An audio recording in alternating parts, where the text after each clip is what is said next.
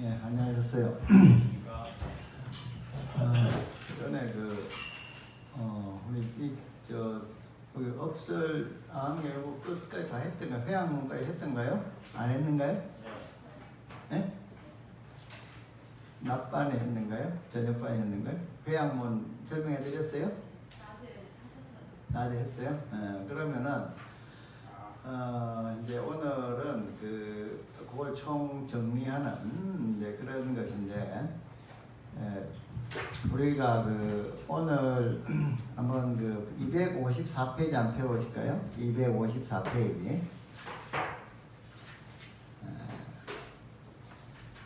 이 착한 일의 보람이다는 이런 것인데, 그것이 불교의 기본적인 이제 6대 법문 중에서 업설, 인과 업보설에 관한, 인과 업보에 관한 가르침까지를 갖다가 내용과 수행을 갖다가 이렇게 100가지의 개성으로 이렇게 설명을 해 놓은 것이에요. 그래서 여러분들이 이 착한 일의 보람에 대해서 전반적으로 이해하게 되면은 불교의 가장 근본적인 그런 가르침, 또 우리 생활하고 가장 또 밀접한 그런 가르침에 대해서 잘 이해를 갖다 할 수가 있을 거예요. 자, 이제 착한 일의 보람 한번 봅시다. 여기에 첫 번째가 이제 삼종외도가 있습니다. 삼종외도라는 것은 인간과 세계의 모든 것은 태초에 하느님이 지으셨다는 말은 지극히 타이르기죠. 많은 사람이 믿고 따른다. 그냥 복잡하지는 않죠. 모든 이 세상에 어찌 생겼느냐 했을 때 그것은 하나님이라는 그런 큰 힘 있는 그런 신이 만들었다 하고 그렇게 많이들 이야기를 하고, 또 어떤 사람은 이것에 대해서 반대하면서 사람들이 잘 살고 못 살고는 지나간 삶의 지은 업의 과거로 나타난 것이라고 한다. 업의 과거로 숙명론이죠. 모든 것은 다 그런 숙명으로 이루어지는 것이기 때문에 지금 숙명론의 가장 핵심은 나는 지금 할 것이 없다는 얘기예요. 숙명론의 가장 문제는 나는 지금 아무것도 할 것이 없다. 이미 과거에 다 스케줄 짜져 있다. 이런 그런 생각이라는 거죠. 그 다음에 세 번째는 또 어떤 이는 따져 말하기를 모든 것이 애초에 있게 된 것은 우연한 사건이요. 이유를 찾을 수 없다. 이유를 찾는 것 자체가 하나의 쓸데없는 일이다. 이 세상은 인과가 있기도 하고 없기도 하고 있을 때도 있고 작용할 때도 있고 작용하지 않을 때도 있다. 그래서 도무지 예측할 수 없는 것이 인생살이다. 그렇게 이제 이야기를 하는 것이죠. 그런 세 가지의 것인데, 그런데 이 세 가지는 모두 다 이제 서로 다른 얘기인데, 이게 누구의 말을 믿을 것인지 우리는 헤매지 않을 수가 없다. 궁극적 진리는 하나일 텐데, 진리는 하나이기 때문에 또 모든 것을 통합하기 때문에 진리라고 이야기하는데 왜 서로 말이 엇갈리는가? 그러나 이러한 귀한 일이다. 그러나 한 가지 분명한 것은 세 가지 가르침은 어느 것이나 인간이 범하는 죄악 또한 함께 시인해야만 한다. 그렇지만은 이런 존어론이나 숙명론이나 무연무연론이라고 하는 것은 인간이 범하는 죄악을 갖다가 인정해야 된다. 즉 현실을 설명할 수가 있어야 된다. 그래서 어떤 사람이 죄를 범했을 때 그것을 갖다가 벌하는 것을 당연하게 생각해야 된다. 그러나 모든 것이 어떤 신의 뜻에 의한 것이라든가 숙명에 의한 것이라든가 또는 우연이라고 한다면은 어떤 사람이 내 돈을 갖다 훔쳐갔다 또는 내 자식을 갖다가 때려팼다 했을 때 그 사람 보고 항의를 할 수가 있습니까? 없습니까? 항의를 해서는 안 되는 거죠. 왜 안 되냐면은 신이 그렇게 시키도록 했으니까, 또는 아니면은 원래 그렇게 되기로 돼 있었으니까, 아니면은 그냥 우연히 그렇게 된 거니까 그 사람이 죄가 있겠냐 이렇게 생각을 갖다 하는 거죠. 그런데 우리는 현실적으로 그런 것을 인정할 수가 없다. 우리는 죄 지은 사람을 갖다가 벌해야 된다. 왜냐하면 죄 지은 사람을 벌을 안 하면은 그 일에 대해서 책임을 안 물으면은 이 세상이 유지가 안 된다는 거죠. 여러분들은 월급을 갖다가 누군가 받는다 해서 일을 해도 월급을 받고 일을 안 해도 월급을 받는다.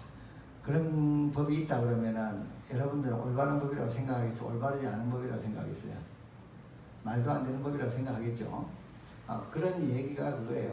그래서 어떤 사람이 예를 들어서 돈을 안 줬더니 원래 큰 신이 있어가지고 주지 말라고 했다 한다든가, 아니면 원래 그렇게는 안 받게 돼 있었어.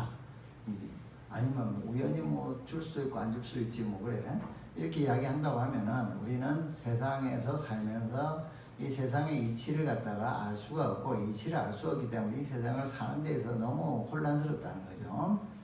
그래서 이러한 것들은 세 가지의 주장들은 모두가 문제가 있다 이렇게 본다는 거죠. 그리고 모든 것의 일어남이 그런 원인에 의한다면 할 바와 안 할 바를 선택하는 내 마음의 뜻도 없어야 하리. 내가 무엇을 갖다가 한다 안 한다고 생각할 필요가 없다는 거죠. 뭐 다 신의 뜻에 맡기고 숙명에 맡기고 우연에 맡기는데 내가 무엇을 할 수 있겠어요. 그냥 되는 대로 살아면 되는 거죠. 그런데 우리는 어때요? 현실적으로 그렇게 살아면 뭐가 됩니까? 안 됩니까? 잘 안 되잖아요. 잘 안 되니까 그렇게 안 살고 내 나름대로 노력을 해서 살잖아요. 노력을 해가지고 살면서 뭔가 이루어지기도 하잖아요. 그죠? 그런 얘기를 하는 거. 7번째. 그러나 우리들의 마음속에는 분명히 자유로운 의지가 있고 세 가지 가르침의 스승들 또한 인간의 죄악을 탓하고 있다. 이런 문제성은 어떻게 볼까? 눈앞에 뚜렷이 있는 사실을 올바로 설명하지 못하는 것을 어찌 궁극적인 진리라지. 눈앞에 뚜렷이 있는 사실, 즉 우리가 보고 있는 어떤 사람이 나쁜 일을 하면은 거기에 대한 책임을 갖다 진다. 좋은 일을 해도 책임을 진다 하는 그러한 그 사실을, 그러한 뚜렷이 있는 사실을 갖다가 설명을 갖다 하지 못한다. 그 못하는 것이 무엇이냐 하면은 존론과 숙명론과 우연론이다. 그래서 그러한 그 세 가지 것들은 진리가 아니다. 진리라고 할 수가 없다. 인간과 세계가 생겨나기 전 태초의 모습을 본 사람 이 세상 어디에도 없다는 것을 우리는 잊지 말아야 하리.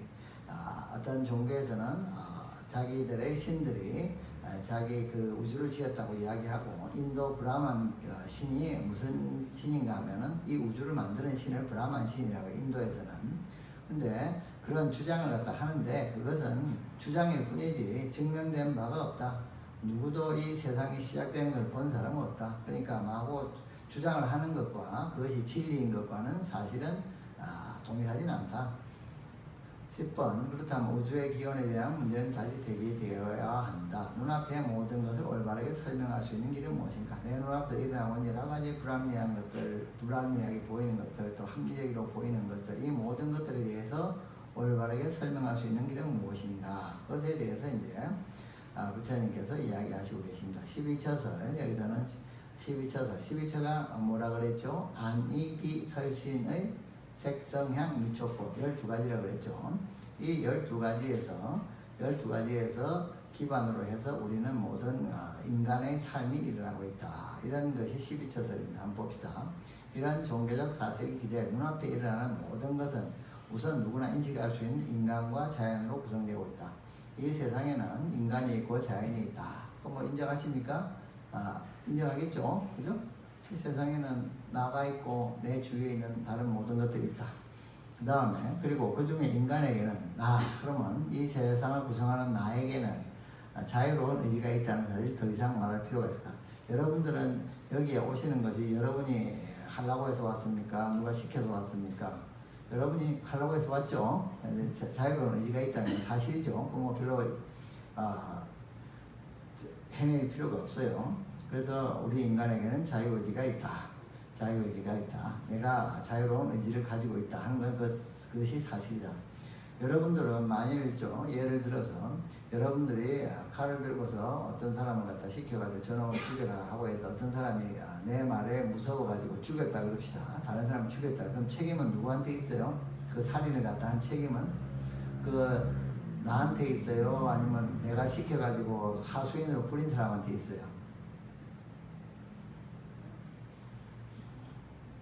시킨 나한테 있죠. 하수인은 아무 자유의지가 없어. 여러분들은 예를 들어서 강아지를 때려본 일이 있습니까 혹시? 무슨 또 크게 문제가 되는 거지만 옛날에 어렸을 때 강아지 장난치느라고 또는 말 안 들고 막 물고 그러면은 자식이 좀 훈련 좀 시킨다고 이제 맛 좀 배준다고 저쪽에 장난 겸 해서 막 때려주기도 했는데, 때리면 그 강아지는 막대기를 물던가요? 아니면 막대기를 가지고 있는 사람을 물는가요? 안 때려보셨구나. 강아지들이 멍청하게요. 막대기 있죠. 막대기를 막 물고 막대기다 대고 막 짖고 그래요.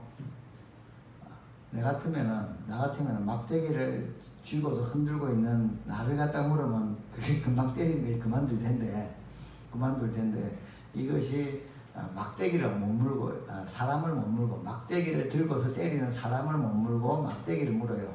그게 잘하는 겁니까? 멍청한 겁니까?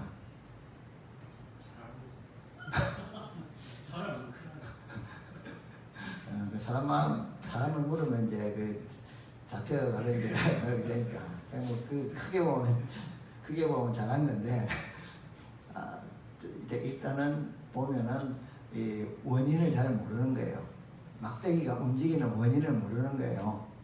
그래서 아까 제가 물어봤죠. 누굴가 시켜가지고 사람을 죽였을 때 시킨 놈이 잘못이냐 실행한 놈이 잘못이냐 했을 때 중간에 있는 놈은 할 수 없이 했다 그러면은 책임은 다 시킨 놈한테 있는 거예요. 그러면은 마찬가지로 모든 것이 숙명이라고 한다면 모든 것이 다 정해져 있다고 한다면 그 사람이 나쁜 짓을 했다. 다른 사람을 죽였다. 해서 이제 그 사람을 벌할 수가 있습니까? 없습니까? 벌할 수가 없어요. 왜냐하면 숙명이 그렇게 되기로 돼 있었으니까. 그러면 이 세상에서 누가 죽이고 뭐 도둑질하고 가만히 놔두면은 이 세상이 제대로 돌아가겠습니까? 안 돌아가겠습니까? 안 돌아간다는 거예요. 그죠? 그 문제라는 거예요. 그거는 눈앞에 뚜렷이 있는 사실을 제대로 설명하지 못한다 하는 거기에 해당되는 거예요. 눈앞에 일어나는 뚜렷이 있는 사실을 설명하지 못한다는 거예요. 그래서 어떤 사람이 내가 뭐 술 때문에 뭐 해가지고 술을 많이 먹었다. 그러고 나서 또 하는 얘기가 사람을 갖다가 비우고 뭐 자동차도 막 찌그러뜨려 놓고 막 자동차 몰고 다니다가 누구 밟아 죽였다. 그러고 나서 또 하는 얘기가 누가 시키던데 원래 그렇게 되기로 돼 있었는데 그건 말이 되겠어요? 안 되겠어요? 그거 아무도 인정 안 해주는 거죠. 그 현실에서는 그런 식으로 이야기를 하면 인정을 못 받는다는 거죠. 즉 모든 것이 우연이라든가 숙명이라든가 누가 뭐 더 큰 힘이 있어가지고 이 세상을 지배한다든가 하는 그런 말은 인정하게 되면 세상에 대해서 도저히 설명할 길이 없다는 거예요. 그래서 부처님께서 인도 당시에 브라만교를 부정했던 이유가 그게요. 브라만교의 주 사상은 뭐냐면은 브라만 신이 이 세계를 만들고 이 세계를 지금도 지배하고 있다는 거예요. 그래서 사람들은 그냥 꼬봉이라는 거예요. 그 신의 꼬봉이라 브라만 신의 꼬봉이라 그런 자유의지를 가지고 있는 게 아니라 인간이 행복해지려면은 브라만 신한테 그냥 잘 보이고 그냥 가만히 그냥 신이 시킨 대로 그냥 있으면 잘 되는 거야 하고 이렇게 가르치는 그러한 것이었는데 부처님은 그거에 대해서 그렇지 않다 이렇게 이야기를 하시는 거예요.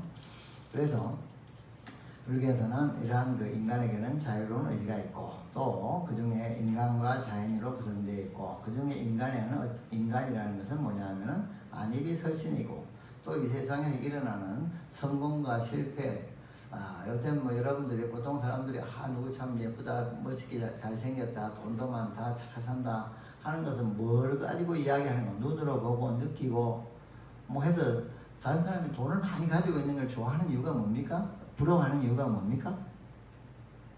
그 사람이 돈을 가지고 맛있는 것도 먹고 뭐 좋은 집도 사고 뭐 또 좋은 음악도 듣고 좋은 옷도 입고 뭐 좋은 집에서 살고 그거 다 뭘로 느끼는 거예요? 안이비설신의로 느끼는 거잖아요. 그죠? 그러니까 이 세상의 모든 것은 안이비설신의 색성양미촉법에 들어간다는 얘기가 그 얘기야. 이 세상이 넓고 일들이 많다 하지만은 세상에 좋은 것도 많다 하지만 안이비설신을 떠나서 있는 것은 뭐가 있어요? 다 그것을 기반으로 해가지고 이렇게 하는 거예요. 안이비설신 색성양미촉법으로. 그래서 불교에서는 모든 것은 12처에 들어간다 하는 얘기가 그런 뜻입니다. 여러분들이 이 안이비설신의 색성양미촉법이라고 하는 이 세계에 모든 것이 다 들어간다는 걸 인정하지 못하면 알지 못하면 항상 헤매게 돼 있어요. 그래서 안이비설신의 색성양미촉법에 모든 것이 들어가는데 그것에 대해서 좀 더 구체적으로 보자. 14번 다섯 강간의 주체가 되는 제6의 강간을 의지라 하고 안이비설신이 있고 그 다음에 의가 있죠. 여러분들한테 의가 하나 물어보겠는데 의가 어디 있어요? 의가? 안은 어디 있어요? 눈에 있죠. 이는요 귀에 있죠. 그죠? 비는요 코에 있어요. 그다음 신은 몸 있고 의는 어디 있죠? 어디 여기요? 여기요? 의는 어디 있는지 사실 잘 몰라요. 알 수가 없어요. 그런데 뭐냐면은 없어요, 있어요. 어디 있는지 모르겠는데 있어요, 없어요? 있으니까 여러분들이 의지를 가지고 뭘 하죠. 어디 있는지 잘 모르지만은 이 안이비설신을 갖다가 의라고 하는 것이 다 통화하는 것 같잖아요. 통합해가지고 이걸 나라고 생각하고 있잖아요, 그죠? 어디에 있는지 모르겠는데 하여튼 존재는 해. 여러분의 마음이 어디 있어요? 가슴에 있어요? 머리에 있어요? 어디에 있어요? 어디인지 잘 몰라. 모르는데 없어요? 있긴 있어. 있긴 있는데 그러니까 있기는 보이지는 않는데 어디라고 딱 짚지는 못하겠는데 하여튼 있긴 있어요. 그죠? 그죠? 그래가지고 그리고 그 제6의 강간을 갖다가 이 의지라고 이야기를 한다. 그러니까 보이지가 않지만은 의지라고 하는 것이 여러분의 마음속에서 뭐 하여튼 있으니까 하여튼 있어요. 그 다음에 그 인식 대상을 법이라 하신 그 말의 깊은 뜻. 그 인식 대상을 법이라 한다. 우리가 자 이런 컵이라고 하는 것은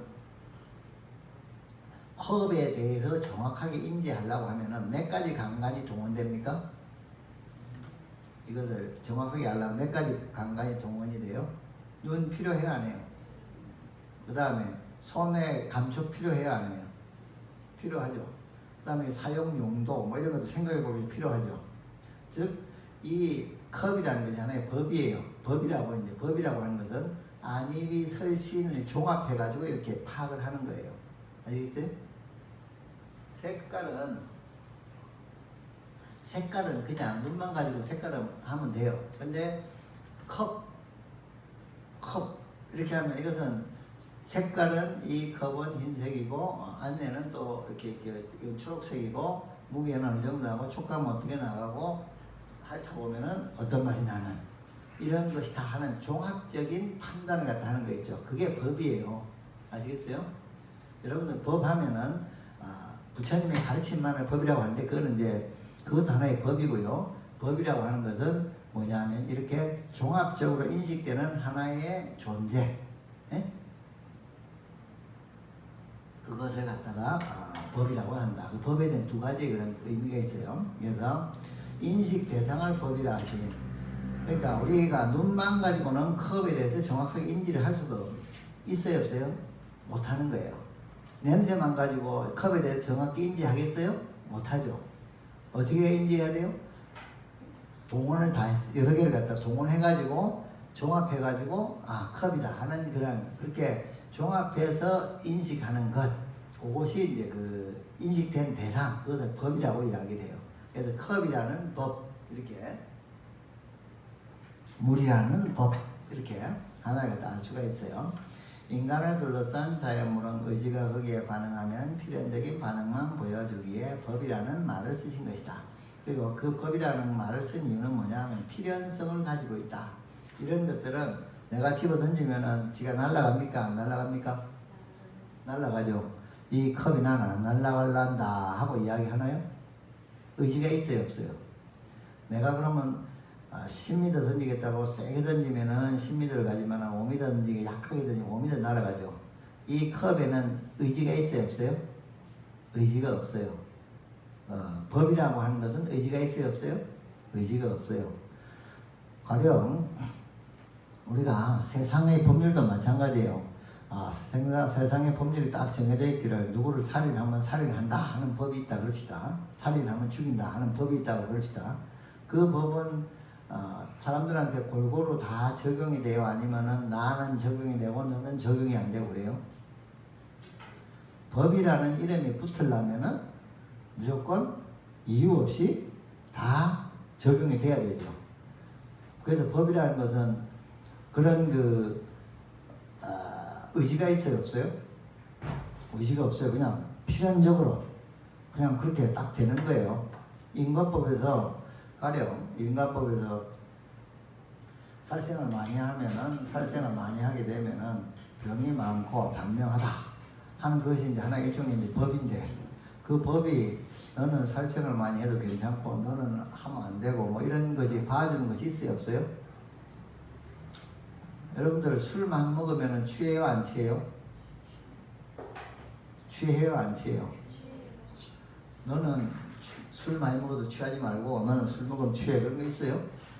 없죠? 그거는 하나의 법이에요. 룰이라 예외가 없이 그냥 그대로 적용이 돼버려요. 술이 가지고 있는 속성, 법, 그것이 딱 있는 거예요. 그래가지고서는 그것은 그 속성에 의해서는 그렇게 차별이 없는 거예요. 인과법. 부처님들은 깨달으시면은 인과법에서 벗어납니까? 아니면은 인과법에서 초월을 합니까? 아니면 인과법에도 여전히 적용을 받습니까?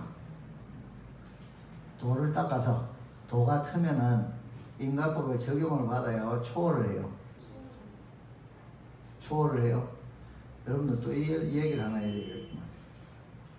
어떤 스님이요, 옛날에 백장 스님이라는 분이 이렇게 그 설법을 하고 있었어요. 설법을 하고 있는데 어떤 사람이 딱 와가지고서는 묻는 거예요. 깨달으면은 불락인과입니까? 하고 물어봐. 불락, 아닐 불자에 떨어질 낙자. 불락 인과에 떨어지지 않냐? 깨달으면은 인과에 떨어지지 않냐? 하고 물어봐요.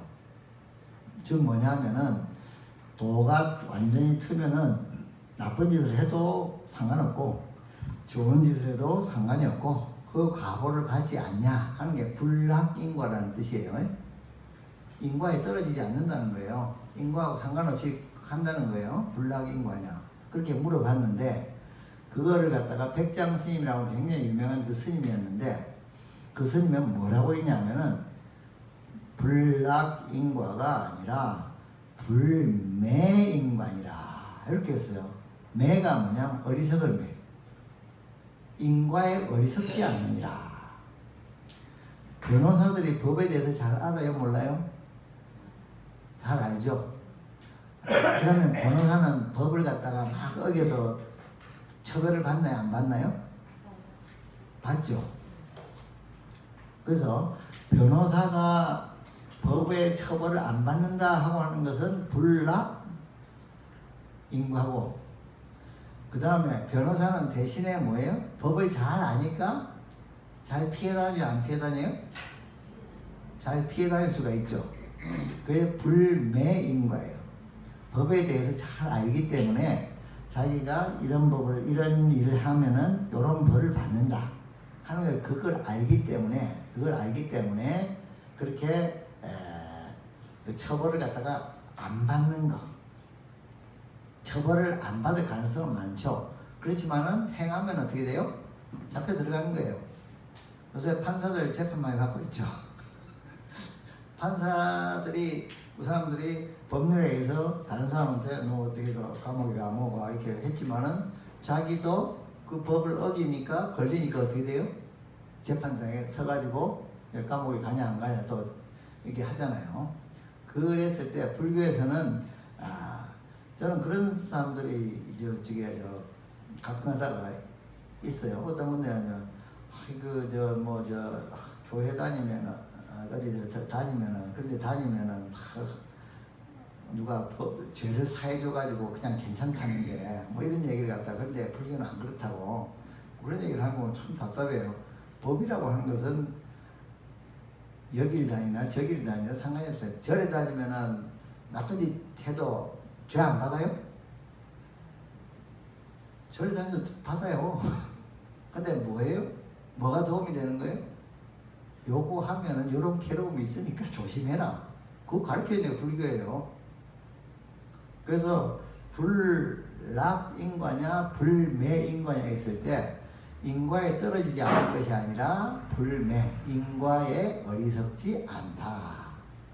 그랬더니 이제 그 사람이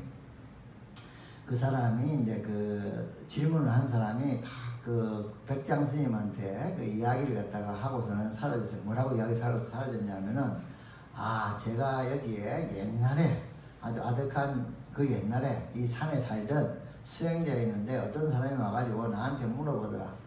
깨달으면은 인과에 떨어지지 않습니까? 하고 물어서 내가 불락인갑니다 하고 이야기를 했더니 어리석은 그런 다른 사람한테 어리석은 법을 갖다가 잘못 가르쳐준 과거로 이렇게 내가 요로 살고 있었는데 지금 500년 동안 500생을 요로 살고 있었는데 이 요로 살고 있다가 지금 내가 백장스님을 만나서 그 가르침의 답을 듣고 나서 불락인과가 아니라 불매인과임을 갖다가 알아서 이제 어두움을 갖다가 걷고서 이제는 여우의 몸을 받지 않겠습니다. 제가 뒷산에 가면은 제 시체가 있으니 좀 수행자의 예로서 좀 이렇게 장사를 지내주시면 고맙겠습니다. 해서 그 이제 백장 스님이 이제 대중들을 데리고 뒷산에 갔더니 구미호가 있었어요. 구미호 시체가 있어서 그걸 갖다 태워서 해주고 사문의 예로서 장사를 지내줬다 하는 그런 얘기가 있어요. 그래서 이 법이라고 하는 것은 필연적으로 예외 없이 모든 사람에게 대한민국의 법은 어디서만 적용이 돼요? 대한민국 안에서 적용이 되는 것이고 그 다음에 미국의 법은 미국에서 적용되는 것이죠. 그리고 인과법은 어때요? 온 우주에서 적용이 되는 겁니다. 아시죠? 그래서 우리는 이러한 법이라고 하는 것이 그러한 필연성을 가지고 있는 것을 갖다 의지하고 있고 또 그 법이라는 것의 의미는 이러한 종합적인 인식 이 두 가지를 가지고 있는데 거기서 필연성이라는 것과 종합적인 인식이라는 것이 가지고 있는 두 중에 고리는 무엇이냐 하면은 법은 무의지성, 의지가 없다. 여러분들은 어떤 사람이 자기에게 무슨 좋은 일을 해줄 때 그 사람한테 보답을 하죠. 보답을 하는데 그 보답하는 게 똑같습니까? 틀립니까? 어떤 사람이 나한테 뭐 칭찬하거나 맛있는 걸 사주면 밥 한 끼 사주면은 내가 그 사람한테 보답하는 것이 똑같아요? 틀려요? 다른 사람들이 똑같은 걸 받았을 때 그게 이제 내가 하는 것이 나는 내가 저 사람한테 어떤 도움을 받았다. 이 사람한테도 100만 원을 갖다가 듣고 저 사람한테 100만 원을 받았다. 그럼 이 사람한테 해주는 거와 저 사람한테 해주는 게 똑같아요? 달라요? 다를 수밖에 없죠. 왜냐하면 시절과 인연과 그거에 따라 내 마음에 따라서 그렇게 다 다른 것이 뭐냐 하면은 인간이기 때문에 다른 것이에요. 인간이란 자유의지가 있다 보니까 그 보답을 해야 되겠다 하는데 그게 틀린데 법은 어때요? 그런 것이 없다. 법은 필연적인 반응만을 갖다 일으킨다. 그래서 살생을 많이 하면은 병이 많다. 이렇게 그냥 이야기를 갖다 하는 거예요. 그것은 그것이 없어요. 예외가 없어요. 그래서 이제는 그런 그래서 어떻게 했죠? 옛날에 염류경에서 배웠었죠. 내가 어떤 업을 짓게 되면 그 업에 대한 과보를 받을 수밖에 없다. 그리고 그 받는 양은 달라져요? 안 달라져요? 받는 양은 소금의 양은 달라졌어요? 안 달라졌어요? 안 달라졌죠. 근데 그것을 받는 짠기라고 하는 괴로움과 그것의 괴로움의 강도는 달라졌어요? 안 달라졌어요? 강도는 달라졌어요. 그렇지만은 그 소금의 양은 큰 물에 타나 작은 물에 타나 소금 양은 변한 것이 없는 거죠. 변한 것이 없다는 것이 뭐냐면은 그런 법의 필연성을 이야기하는 거예요. 그래서 우리가 어떤 그 업을 지었을 때 그 업에 대한 어떤 과보를 받는다 하는 것은 그 필연적으로 모두에게 다 그냥 적용이 된다. 다만 보이는 것이 우리가 느끼는 것이 볼 때는 조금 다른 것처럼 보일 수는 있다. 그렇지만은 그 이면을 들춰보면은 정확하다. 그래서 15번 인간을 둘러싸인 자연물은 의지가 거기에 작용하면 필연적인 반응만 보여주기에 법이라는 말을 쓰신 것이다. 필연적인 반응만 보여주니까 법이라는 말을 쓰신 것이다. 눈앞에 복잡한 모든 것이 짤막한 몇 마디 말씀 속에 참으로 정확하게 포괄되어 있으니 잘 파악된 것이라 안을 수 없네.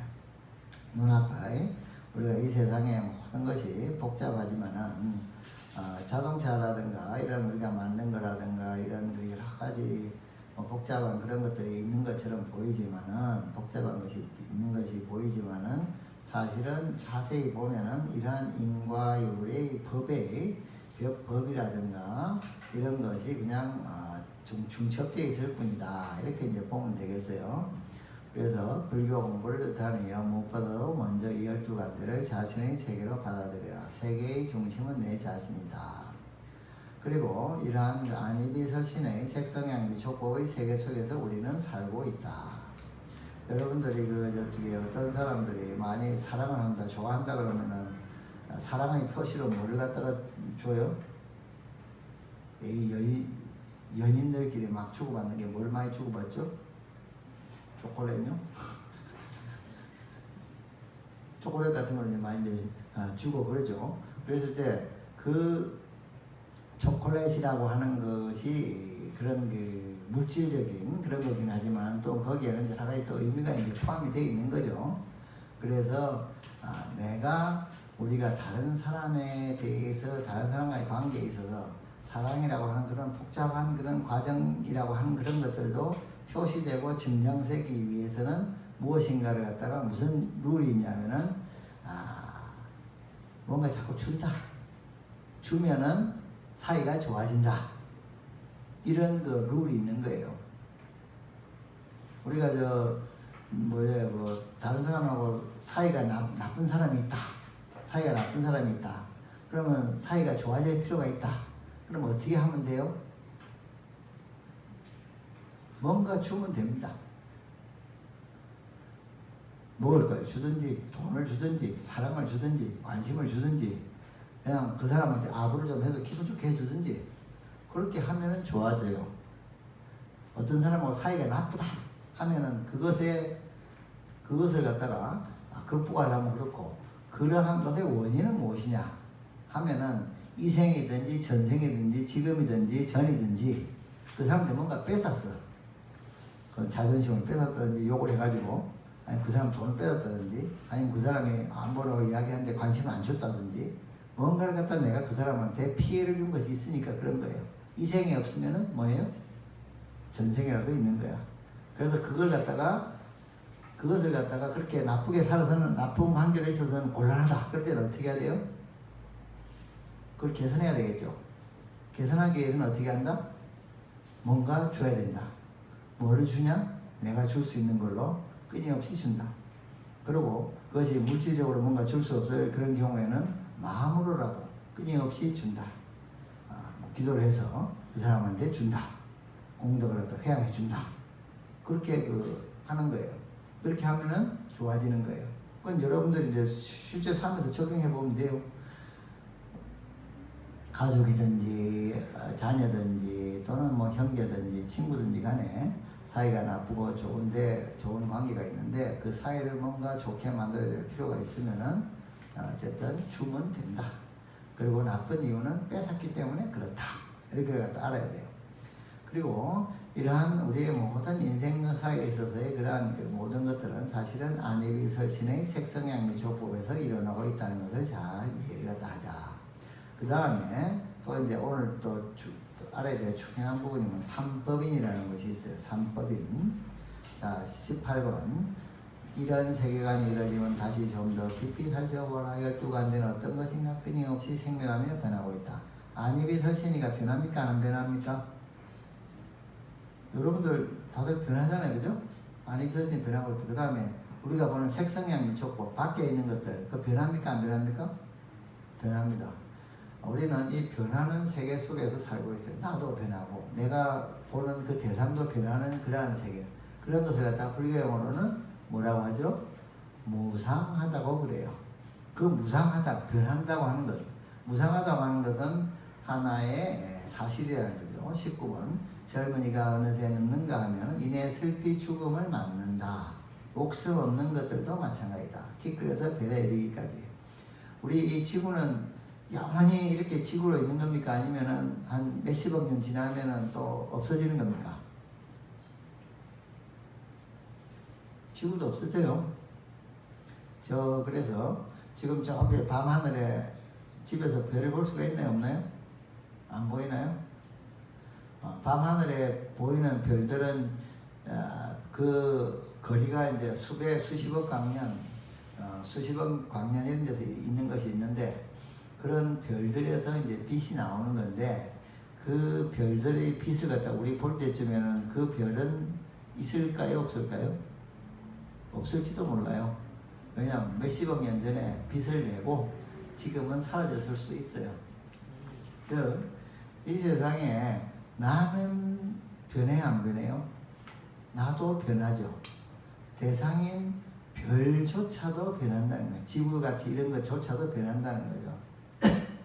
젊은이가 어느새 죽는가 하면은 이내 19번 이내 슬피 죽음을 맞는다. 목숨 없는 것들도 마찬가지. 티끌에서 별에 이르기까지 먼지 하나에서 먼지의 그러한 무수한 집합인 별도 또한 변한다. 모든 것이 이렇게 덧없으면 괴로운 일이 아닐 수 없다. 지구가 변하고 하는 것은 뭐 그렇다 치더라도 내가 안이비설신에 가진 내가 변하는 것은 괴로움이다. 즉 아름답고 싱싱한 젊음보다도 늙음을 좋아할 사람이 어디 있을 것인가. 건강 또한 얼마나 오래 가든가. 지금까지 병원에 한 번도 안 가보신 분 계세요? 여기서? 아무도 없으시네요. 병원에는 병이 나니까 가는 거예요. 이 세상에는 병이 안 나는 사람 하나도 없는 거예요. 그래서 그러니까 병이 그렇게 심해지면 어떻게 되죠? 이제 돌아가시는 거죠. 그래서 이러한 그 젊을 때는 건강하지만 나이가 들면은 그렇게 오래 가죠. 어느덧 괴로운 병에 걸리니 이러한 병을 즐거움이라고 생각할 사람은 없다.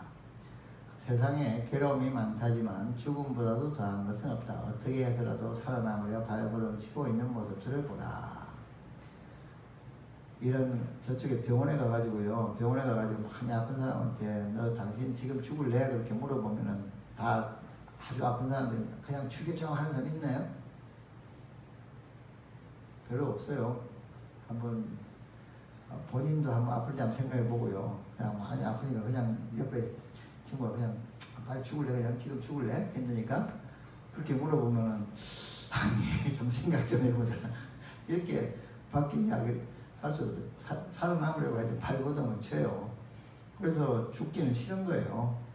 그래서 여기서 이제 여기까지 이제 별로 이제 문제가 아닌데 어렵게 이해할 필요가 없는데 이 세상의 모든 것은 무상하고 무상하면은 그것은 괴로움인데 뭐 다른 것은 차치하고라도 젊은 것이 좋으냐 늙은 것이 좋으냐 했을 때 누구도 뭐 젊은 것이 좋다 그러죠. 젊을 때가 좋다 그러죠. 그래서 근데 그리고 죽는 것이 좋냐 사는 것이 좋냐 했을 때 사는 것이 좋다 그러죠. 즉 무상하다는 것이 좀 더 파격적으로 진행이 되면은 인생에서 무상이 파격적으로 진행되면은 죽음이 오는데 그 죽음을 피하려고 많은 노력을 한다. 그랬을 때 그 죽음은 괴로움이에요, 아니에요? 네? 여러분들 죽음은 괴로움입니까, 아닙니까? 괴로움이죠. 그랬을 때 이 죽음이라는 것이 구체적으로 뭡니까? 나의 이 안이비설신이가 파괴되는 거죠. 파괴되는 건데 완전히 파괴되면 죽음이라 그러잖아요. 그랬을 때 이 죽음으로 가는 이러한 우리 삶을 갖다가 이렇게 했을 때 이것을 갖다가 생각을 다시 한번 돌려보는 거예요. 여러분들 만일에 여러분들의 주머니에 돈이 10만 원 있다 그럽시다. 그것이 여러분의 돈이면은 마음대로 쓸 수 있습니까? 없습니까? 마음대로 쓸 수가 있죠. 여러분의 돈이 아니면 마음대로 쓸 수 있습니까? 쓸 수 없습니까? 못 쓰죠? 내 것이 아니니까. 그럼 거꾸로 생각해 보세요. 마음대로 할 수 없는 것은 자기 것입니까? 아닙니까? 마음대로 할 수 없는 것은 자기 겁니까? 아닙니까? 이해가 되세요? 정확히 이야기하실 때 마음대로 안 되는 것은 자기 것이라고 할 수가 없다 하는 것에 대해서 인정이 되세요? 그러면은 여러분의 몸은 늙지 말아라 하면 안 늙습니까? 늙습니까? 안 늙습니까? 늙어요. 그럼 여러분의 몸은 여러분의 것입니까? 여러분의 것이 아닙니까?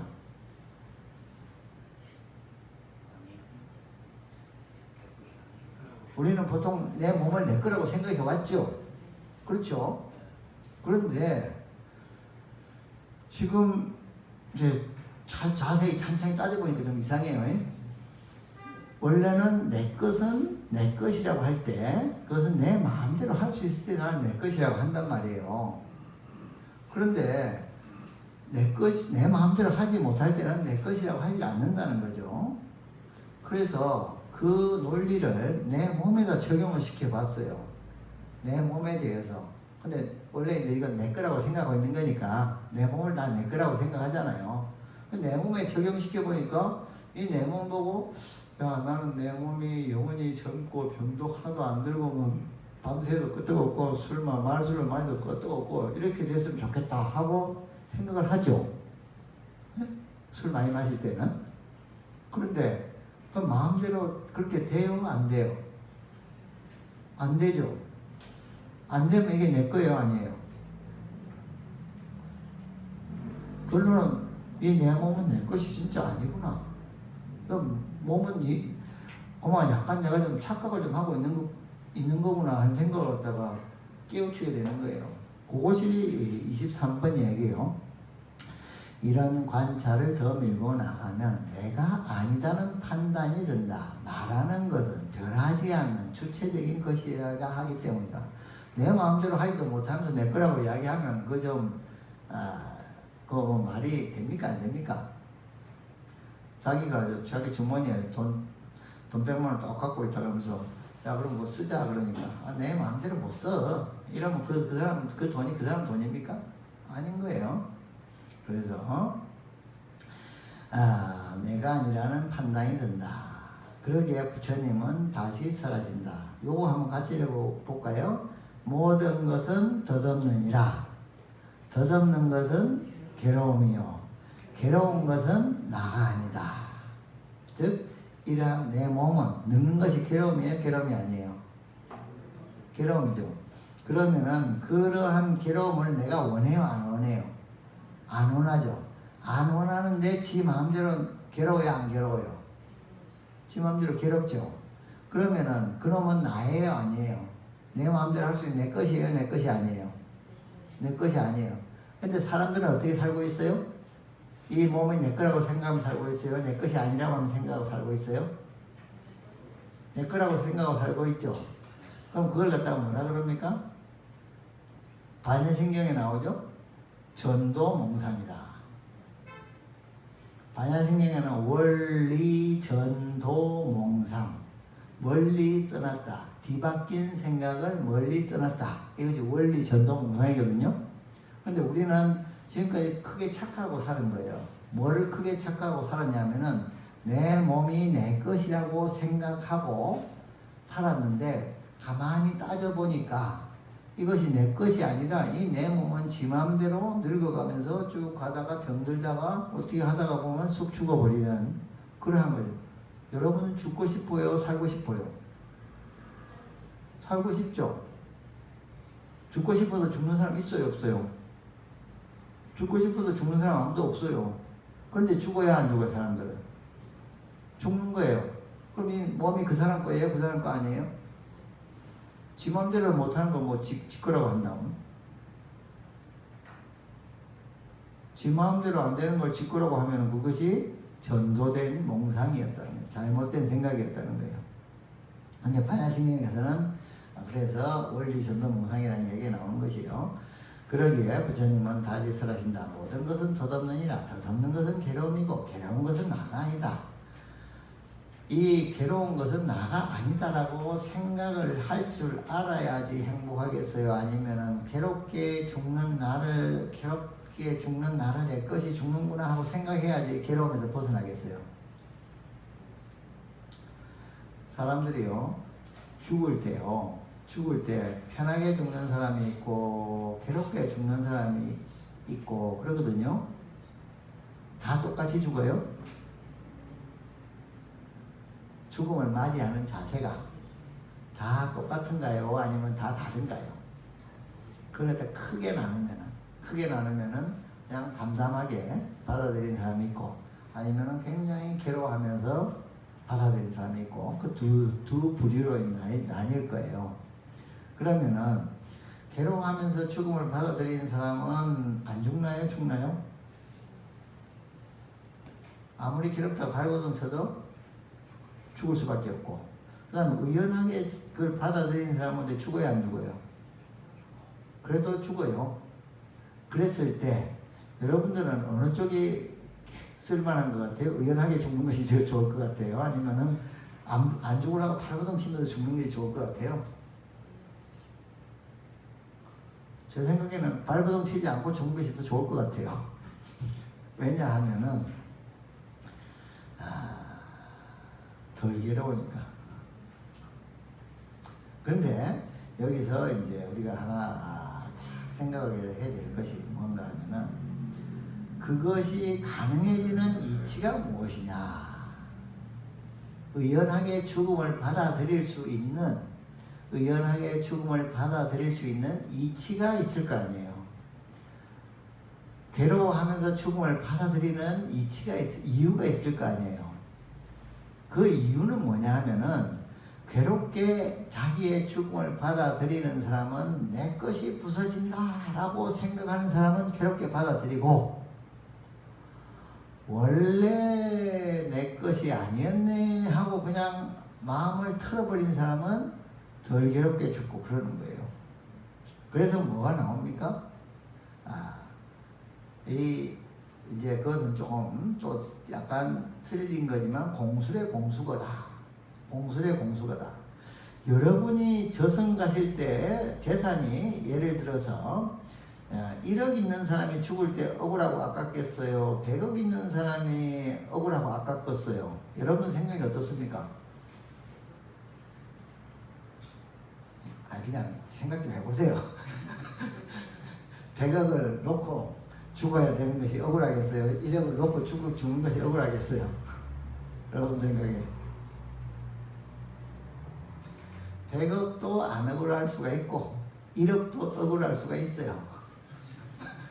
어떻게 생각하냐? 원래 빈손으로 왔으니까 빈손으로 가는 거지 하고 생각하면은 100억이든 1000억이든 안 아까울 수가 있지만은, 이거 내 건데 하고 생각하면은 10원이 있어도 아까운 거예요. 억울한 거예요. 근데 우리가 그러니까 이렇게 생각은 저렇게 생각은 죽기는 죽어야 안 죽어요? 결과는 똑같아. 죽는 건 똑같아. 그런데 그 괴로움은 어때요? 그 죽음을 맞이하는 사람의 즐거움과 괴로움과 편안함은 같아요? 틀려요? 틀려요. 어떻게 생각하는가에 따라서 내가 그것을 원래 내 것이 아니었지. 내 몸도 다 어렸을 때 부모님한테 좀 부모님의 피와 살을 갖다 얻어가지고 했고, 그 다음에 내가 밥을 먹어가지고 모아가지고 했던 거니까 딴 데서 가져왔던 거 이제 돌려주고 가네 하고 생각하면은 안 억울한 것이고, 그렇지 않고 이것이 그렇게 한 것도 내가 다 가져왔었네 하고 내 걸로서 내 것이네 하고 내 것을 갖다 놓쳐야 되네 하고 생각하면은 아무리 조그만 것이 있어도 억울한 거예요. 아까운 거예요. 그래서 사람들이 돌아가셔가지고 이렇게 그 저승길로 잘 가냐 못 가냐 하는 것도 이 불교에서는 해탈과 열반과 잘 가고 못 가고 이런 얘기를 갖다 하는 것들도 그 사람이 지혜가 있냐 없냐에 따라서 잘 가기도 하고 못 가기도 하고 괴롭게 죽기도 하고 편안하게 죽기도 하고 하는 그런 차이가 생기는 거예요. 그래서 부처님께서는 뭘 이야기하시냐, 이 세상은 12처인데 안유비설생이 색성향유 족법이라고 하는 12가지인데 12가지는 다 변하는 거야. 변하는 거기 때문에 그것은 네 거라고 할 것이 없어. 잠시 맡았다가 놓는 거일 뿐이야. 그러니까 네 거라고 생각하면 생각을 제대로 한 거예요? 못 한 거예요? 제대로 못한 거야. 생각을 제대로 못하면 괴로움이 생겨, 즐거움이 생겨요? 생각 잘못하면 괴로움이 생긴다. 우리 저쪽에 자녀들 키울 때 부모님들이 굉장히 괴로움을 많이 받기도 하죠. 그러죠? 근데 그 괴로움의 그 저쪽에 가장 큰 그 포인트가 되는 시기가 언제예요? 사춘기잖아요. 사춘기 때는 그 이전에는 부모님 말을 잘 듣다가 사춘기가 딱 오면은 어떻게 돼요? 말을 안 듣기 시작하죠. 자기 나름대로 생각하기 시작하잖아요. 그때 부모님이 자기 아들은 내 법석에서 태어났으니까 내 거야 하고 내가 시킨 대로 내 거니까 내 마음대로 해야 돼. 내 마음대로 해야 돼. 공부도 잘 시켜야 되고 뭐 내가 시키는 건 다 해야 돼. 라고 생각을 갖다 계속 하고 있으면 어떻게 되죠? 괴로워요, 안 괴로워요? 괴로워요. 왜 괴롭냐면 애기들은 그냥 자기가 이제 자아가 성립이 되고 자기 자신의 의견이 생기기 시작하니까 자기 나름대로 활동을 하는 거예요. 그때 그 사실을 인정해 줘야 돼요. 뭐냐면 쟤는 나와 똑같지 않구나. 내 아들이지만 내 자식이지만 나와는 다르구나. 나와는 다른 존재다라는 것을 인정하고 알으면은 그걸 갖다 놓아주니까 괴로움이 없어지고, 그러지 않고 어렸을 때처럼 자꾸 쥐어잡고 있으려고 하면은 쥐어잡으려고 해봤자 쥐어잡아지지도 않으니까 괴로움이 생기는 거예요. 그래서 부처님은 이 안이비설승의 색성미촉법도 이 내 몸도 똑같이 늙어가는 걸 보니까 내 마음대로 안 된다. 병나지 말라 해서 병이 안 나는 것이 아니다 보니 내 것이 아니다. 라고 하는 것을 잘 인정을 해야 된다. 그래서 또 이런 얘기를 하면 사람들이 오해를 하기도 해. 그러면 내 것도 아니니까 마구 그냥 몸 관리도 안 하고 막 하냐? 그건 아니고 내 것이 아니니까 좀 더 조심스럽게 다뤄야 되는 거예요. 내 것이 아니니까 조건과 조건에 맞춰서 잘 매니지를 잘 해야 되는 거예요. 그래서 우리가 여기서 무상한 것은 괴로움이고 괴로운 것은 내가 아니라고 생각해야 된다. 그래서 여러분들은 불교공부를 잘하면 죽을 때 괴로워해야 돼요? 안 괴로워해야 돼요? 괴로워할 이유가 없어요. 왜냐하면 원래 내 거 아니었던 걸 잠깐 못 왔다가 가는 거니까. 그래서 저게 여러분들이 뭐 그런 걸 갖다 보셨을런지는 모르지만 굉장히 수행을 많이 하신 스님들이나 또는 부처님이 돌아가실 때 아쉽다 이러면서 돌아가시던데, 그냥 대부분의 경우는 뭐냐 하면은 잘 살았네 하고 그냥 가는 거예요. 그것이 뭐냐 하면은 자기가 가지고 있는 것에 대해서 집착을 가지지 않는데, 집착을 가지지 않는 이유가 원래 그런 것이기 때문이다. 이거 중요한 거예요.